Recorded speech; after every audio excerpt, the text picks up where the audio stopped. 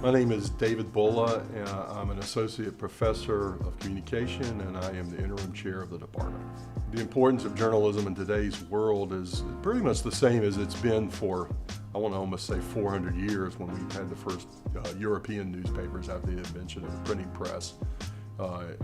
And that is that it gives us information. It gives the public information about the world they live in. We do have a watchdog function where our government has to, and the powerful people in our society have to sort of pay attention to what they say and what they do, because the news media is going to report on that. And I think it's a very good feature of journalism. We're the fourth estate, so we sort of provide another check and balance in a system, a U.S. system, which already has, there's three branches of the federal government, and then you have state government, and you have local government, which sometimes is both municipal and county. So America has lots of democracy, lots of democratic features, and journalism's a part of that.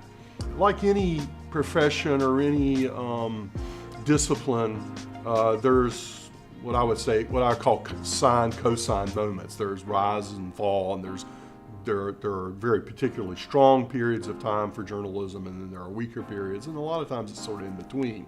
Newspapers, who have sort of led the charge for American journalism for about 200 years, are suddenly precipitously in decline for a variety of reasons.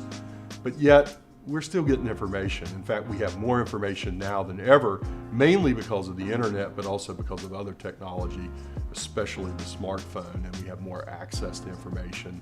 We don't have a centralized nervous system that started mainly with the New York Times and CBS when I was a boy, and then sort of branched out all the way down to places like Augusta. Well, we have a media literacy class, which really we have every student take that. It's one of our required classes, and so in that class you would learn how to negotiate this environment.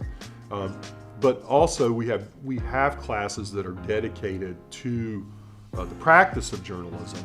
So for example, a COM 2000 is one of our introductory classes, and in that class you'll learn how to write newspaper articles and make press releases and make podcasts, and even the semblance of the visual communication, especially some photographs with captions. But at the same time, you're learning, all right, where do you get the information from? As Debbie Van Tool, my colleague, says, if your grandmother says she loves you, you might want to check another source to be sure that's true. And that's what we teach people how to do, is that you have to confirm information at least with a second source, and preferably with a third source.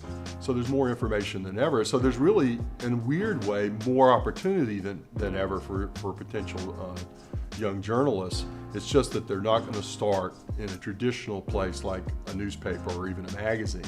Television journalism, though, is very strong in the United States, and especially strong in Augusta. We have 4 TV stations, and I get calls literally every week from the TV stations saying, send us an intern.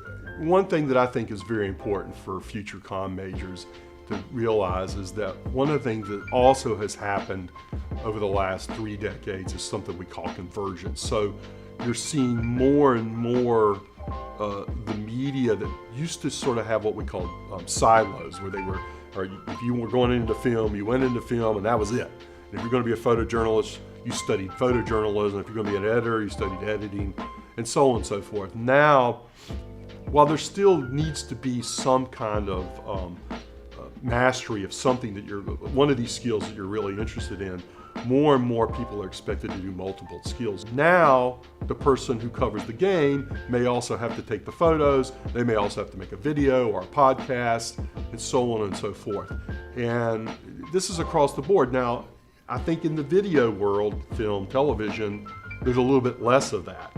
But in the other communication professions, say public relations, you better be good at a lot of things. So I think that it's an exciting industry or profession to go into, precisely because you're telling stories, and you're telling news stories all the time, and you're telling stories by talking to people and watching events, and sometimes you also do research like academics do research, but you're telling stories. You're just telling nonfiction stories as opposed to, say, Hollywood, which is telling fictional stories usually as they're making documentaries.